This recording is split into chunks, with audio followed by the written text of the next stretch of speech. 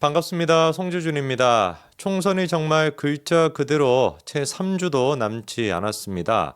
시간이 어찌나 빨리 지나가는지 엊그제 한 100일 남았다 이랬던 것 같은데 금세만 시간이 지나가 버려가지고 3주도 남아있지 않은 상태예요.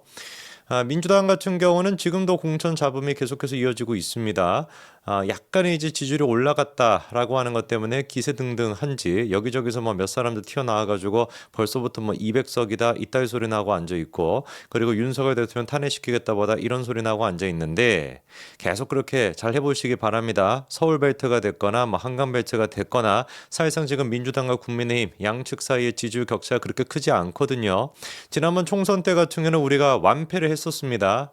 거의 글자 그대로 완패를 해가지고 서울에서도 몇 석 가져가지도 못했어요. 민주당 계열이 180석 가까이나 가져갔으니까 완벽한 패배를 했죠. 그런데 지금 여론조사 결과를 봐도 어떻습니까? 한 10% 이렇게 차이가 나는 게 아닙니다. 각각의 지역별로 봤었을 때 민주당 우세 지역이라고 하는 지역도 한 6%이 정도밖에 차이가 안 나거든요. 충분히 그러니까 우리가 뭐 할 수가 있는 거예요? 뒤집어 엎을 수 있다는 것이죠.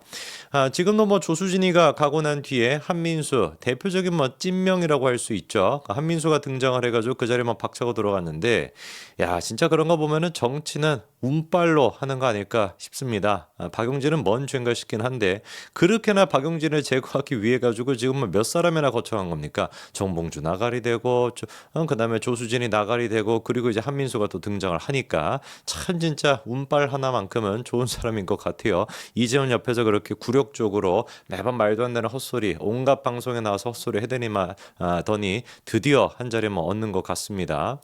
국민의힘 같은 경우는 잘 아시는 것처럼 윤석열 대통령과 한동훈 위원장 양측 사이에 이제 갈등이 있을 때마다 지지율이 많이 떨어졌었습니다. 이번에 같은 경우도 서울 지역에서는 9% 급등을 했죠. 국민의힘이. 근데 거꾸로 TK 지역에서 같은 경우는 어땠습니까? 한 15%, 한 20% 이렇게만 떨어질 정도로 급락하는 또 모습도 있었거든요. 아무래도 이제 윤석열 대통령과 한동훈 위원장 둘 사이에 갈등이 있다라고 하는 보도가 나오고 난 뒤에 바로 그런 식의 또 민심의 변화가 나타나는 것일 텐데, 잘 아시는 것처럼 두 사람의 갈등은 이미 진작에 끝났죠. 그렇죠? 애당초 갈등이라고도 할 수 없는 것이고 특정 사안에 대해 가지고 입장이 다른 것 뿐이었던 거 아닙니까? 입장이 당연히 다를 수가 있죠. 그게 정상적인 모습인 거죠. 민주당이야 비정상 그 자체니까 찌째명의 모든 것들을 다 진두지휘하고 있기 때문에 거기서 다른 의견이 있을 수가 있겠습니까? 다른 의견에다가 박용진 꼴 나는데. 그런데 국민의힘은 자유민주정당이기 때문에 다양한 의견이 있을 수 있는 것이고, 그거를 우리가 무슨 갈등이라고 얘기할 것도 아니었던 겁니다. 금세 그래가지고 지금 이종석 때에서도 귀국을 했고, 그리고 이제 또 마찬가지로 문제가 됐던 그 이제 수석 같은 경우도 어떻게 됐습니까? 사퇴를 했지 않았습니까? 그런 식으로 다 정리가 되는 것이죠. 그래서 지금은 갈등이 있다 어쩌고저쩌고 얘기가 있지만, 다음 주만 되더라도 충분히 제가 보기에는 국민의힘 쪽에서 다시금 지지율 상승을 이어나갈 것으로 보이고요. 오늘 저희가 얘기를 좀 해봐야 되는 거는 개혁신당에 대한 이야기를 해봐야 됩니다. 개혁신당 같은 경우는 폭망 수준입니다. 완전히 그냥 망했다라고 얘기해야 될 것 같아요. 유일하게 지금 이제 살아남을 법한 사람이 천하람 정도가 살아남을 것 같은데 2번 정도까지 아마 되지 않을까 싶은데, 지금 기세로 봤었을 때는 솔직히 2번도 못 갈 가능성도 있어요. 1번에서 끝날 가능성이 있습니다. 완벽히 그러면 어떻게 되는 거예요? 개혁신당은 나가리 그 자체가 되는 것이죠. 이준석이 같은 경우는 화성에 지금 나가가지고 뭘 하겠습니까? 이 인간이 지금 국민의힘 쪽 후보랑 사실상 비등비등하게 나오고 있거든요.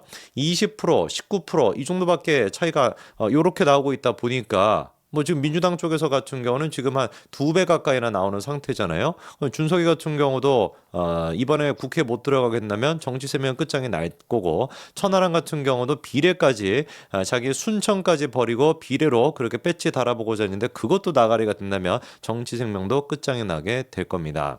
눈에 띄는 거는 이제 양양자인데요. 양양자 같은 경우는 분명히 탈당을 시사했었습니다. 기자회견을 30분 정도 앞두고 갑자기 탈당을 번복해가지고 잔류하기로 결정을 했는데, 참 진짜 보고 있으면 감 떨어진다라는 생각이 듭니다. 이래가지고 어떻게 삼성전자에서 그렇게 30년 동안이나 근무하고 있었는지 모르겠어요.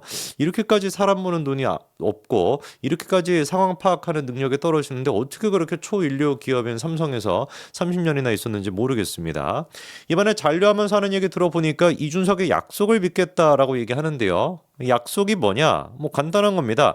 이준석 본인이 반도체 전문가가 되어 대한민국을 첨단 산업 선도 국가, 과학기술 패권 국가로 도약시키겠다라고 약속했다라고 하는데 우리 준석이 같은 경우는 반도체 전문가가 아니에요. 무슨 놈의 근데 뭐 패권 국가로 만들겠다는 겁니까? 누구를 그냥 패버리는 것도 아닐 텐데 준석이 본인 스스로가 지금 이제 얻어맞고 있는 상황인데 뭔 놈의 뭘 하겠다라는 거겠어요.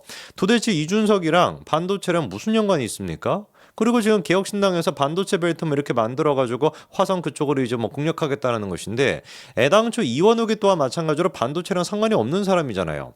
그나마 우리가 어거지로 반도체랑 연관이 있다라고 한다면 양양자 한 명 정도가 있는 것인데 뭔 놈의 양양자가 갑자기 거꾸로 이준석의 그런 뭐 반도체 전문가가 되어가지고 패권국가로 도약시키겠다 이런 말을 지금 약속이라고 하고 앉아 있습니까? 제가 보기에 준석이가 반도체 전문가가 되는 것보다 그냥 준석이는 뭐 뭘 해야 되냐? 이거 뭐 어차피 뭐 이번 총선에서 지고 나면은 뭐 할 것도 없을 것 같은데 갈비집 가가지고 그냥 아르바이트나 하세요.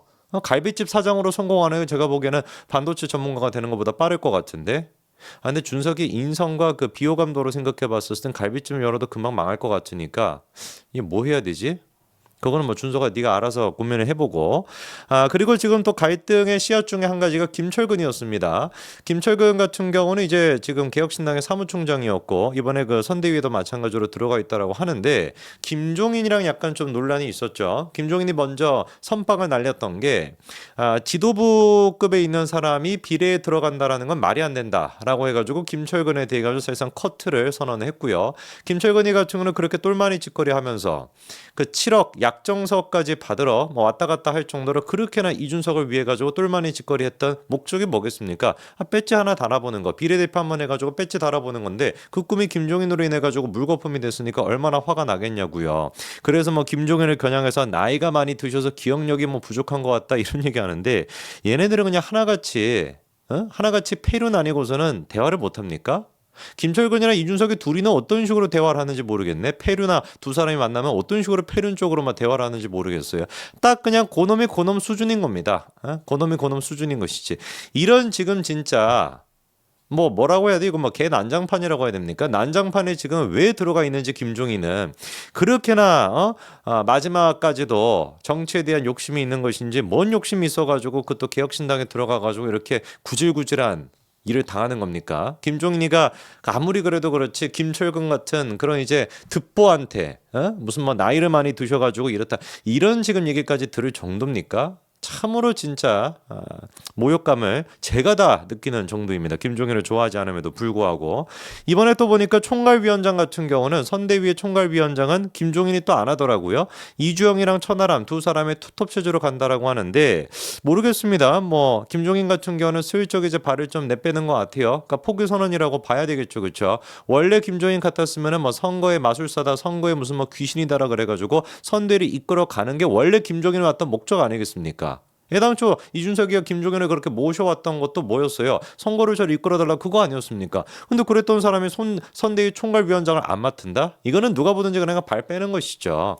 그러니까 이제 계속해가지고 시간 끌어봤더니 그리고 또 계속해가지고 뭐 지켜봤더니만 김철근으로부터 나이 많이 드셔가지고 기억도 못한다. 뭐 이런 지금 폐륜적인 얘기나 듣고 앉아있으니까 김종인이도 더 이상 못 버티고 뭐라고 하는 거겠어요? 선대위 그거 내가 총괄위원장 안 하겠다 뭐 이거 아니겠습니까?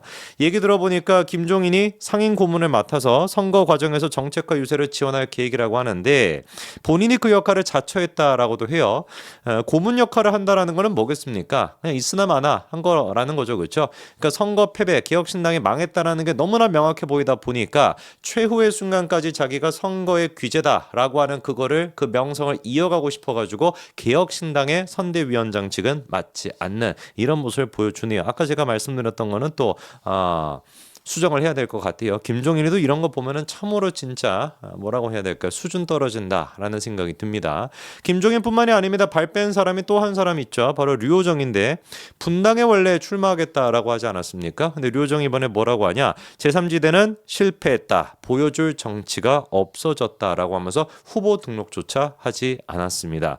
류호정이 같은 경우도 뭔 생각이었는지 모르겠어요. 왜 도대체 개혁신당에 들어가가지고 이 모양 이 꼴이 됐는지 생각해 본다면은 개혁신당 의 수준보다 어디가 더 떨어진다라는 거겠습니까? 정의당의 수준이 더 떨어진다라는 거겠죠. 그러니까 정의당을 박차고 나왔는데 개혁신당도 이 정도라는 거 아니겠어요? 참 류정의 정치 인생이 앞으로 어떻게 될지는 모르겠습니다만 개인적으로 참신한 모습 몇 번 보여주다가 국회에서 그 원피스였나요? 그거 입은 모습밖에 기억이 안 나는데 아쉽게도 이제 뭐 류정의 우리의 기억은 여기에서 멈출 것 같네요. 아 국회 옛날에 뭐 그런 애 있었지. 원피스 입고 나왔던 애. 그 노란색 점박이었나 뭔가. 그 기억으로 끝날 것 같습니다. 개혁신당 또한 마찬가지로 이렇게 끝나게 되네요. 김종인도 결국에 떠나게 되고 류호정도 떠난 개혁신당. 앞으로 남아있는 선택지는 그냥 다 같이 갈비집이나 운영하시는 게 맞지 않을까 싶습니다. 여기까지 말씀드리겠습니다. 감사합니다.